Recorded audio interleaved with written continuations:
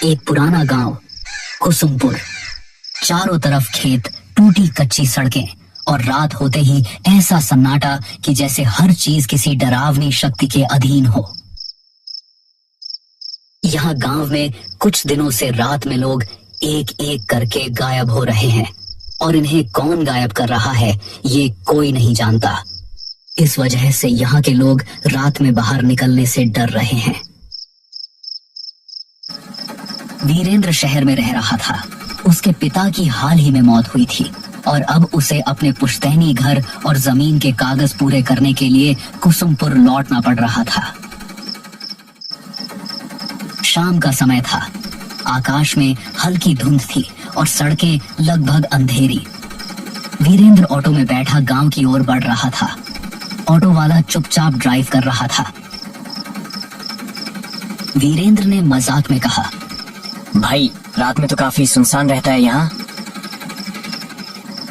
Auto वाला बस एक ही बात बोल पाया, साहब कोशिश करना रात को बाहर मत जाना।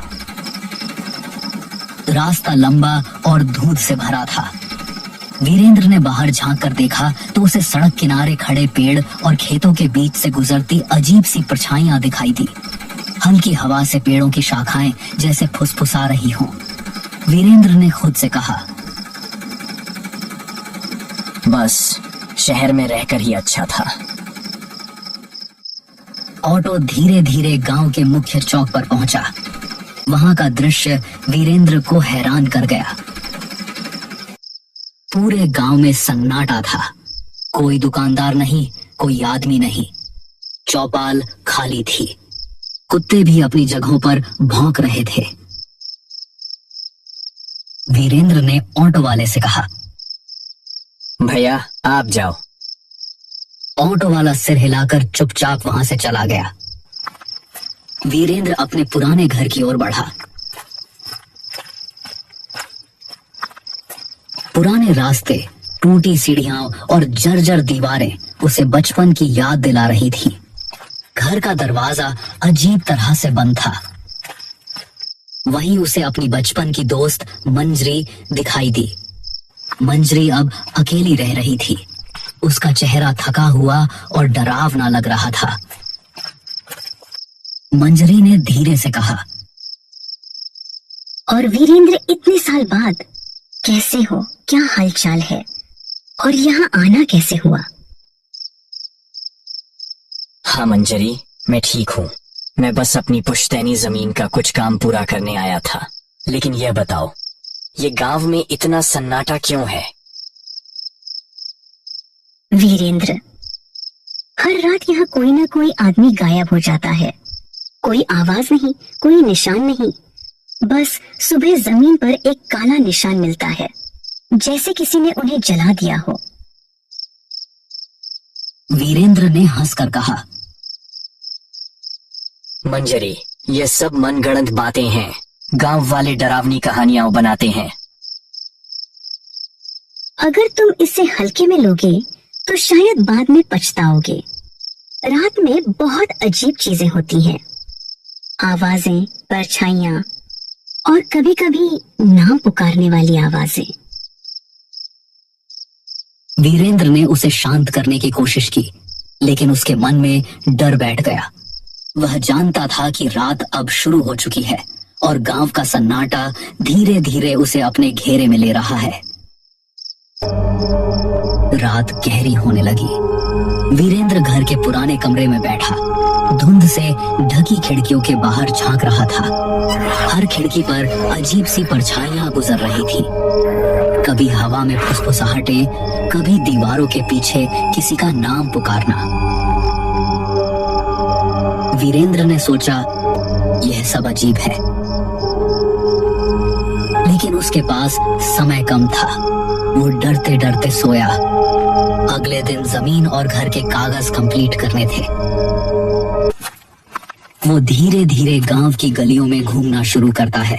वहां हर घर का दरवाजा जल्दी बंद होता है। कोई बाहर नहीं दिखता। चौपाल बिल्कुल खाली। कुत्ते भी अजीब तरह से घूर रहे थे। वीरेंद्र ने महसूस किया कि जैसे हर कोई डर के साए में रह रहा हो तभी उसे गांव का पुराना पंडित दिखाई दिया। पंडित बुजुर्ग और गंभीर थे। उनका चेहरा समय की मार झेल चुका था। पंडित ने वीरेंद्र को देखते ही गंभीर स्वर में कहा, वीरेंद्र, तुम यहाँ क्या करने आए हो? पिताजी के जमीन के कागज पूरे करने, लेकिन ये सब अजीब क्यों है? यह गांव शापित है और यह श्राप उसी जमीन से जुड़ा है जो तुम्हारे परिवार की थी। वीरेंद्र हैरान रह गया। उसने पूछा, कैसा श्राप? तुम्हारे दादा ने इस जमीन पर एक मंदिर गिरवाया था। उस मंदिर में एक रक्षक की आत्मा थी जो गांव की रक्षा करती थी। जब मंदिर टूट गया, आत्मा कैद हो गई। अब यह हर रात किसी इंसान की आत्मा खींचती है ताकि अपनी कैद से मुक्त हो सके। वीरेंद्र ने पंडित की बातों को बड़ी गौर से सुना, लेकिन उसके भीतर डर बैठ चुका था। वीरेंद्र ने पंडित की बातों को सोचते हुए रात बिताई। आसपास के धुंध और आवाजें उसे लगातार परेशान कर रही थी। दीवारों के पीछे फुसफुसाहटें, हवाओं में नाम पुकारने की आवाजें और खिड़कियों से गुजरती काले साए उसे मानसिक रूप से कमजोर कर रहे थे। अगले दिन वीरेंद्र ने तय किया कि वह उस जगह जाएगा जहां मंदिर था। उसे जानना था कि क्या सच में यह श्राप उसके परिवार की गलती का परिणाम है। वीरेंद्र, मत जाओ वहाँ, यह खतरनाक है। तुम्हें शायद बचकर नहीं निकल पाओगे। मुझे सच्चाई जाननी है। अब डर कोई काम नहीं आएगा। रात का समय था। पूरा गांव वीरेंद्र को रोकने की कोशिश कर रहा था, लेकिन वीरेंद्र ने हिम्मत दिखाते हुए आगे बढ़ना तय किया। वीरेंद्र उस जगह पहुंचा। चारों तरफ जली हुई मिट्टी, टूटी दीवारें और बीच में एक पुराना बुझा हुआ दिया पड़ा था। वीरेंद्र ने धीरे से दिया जलाया।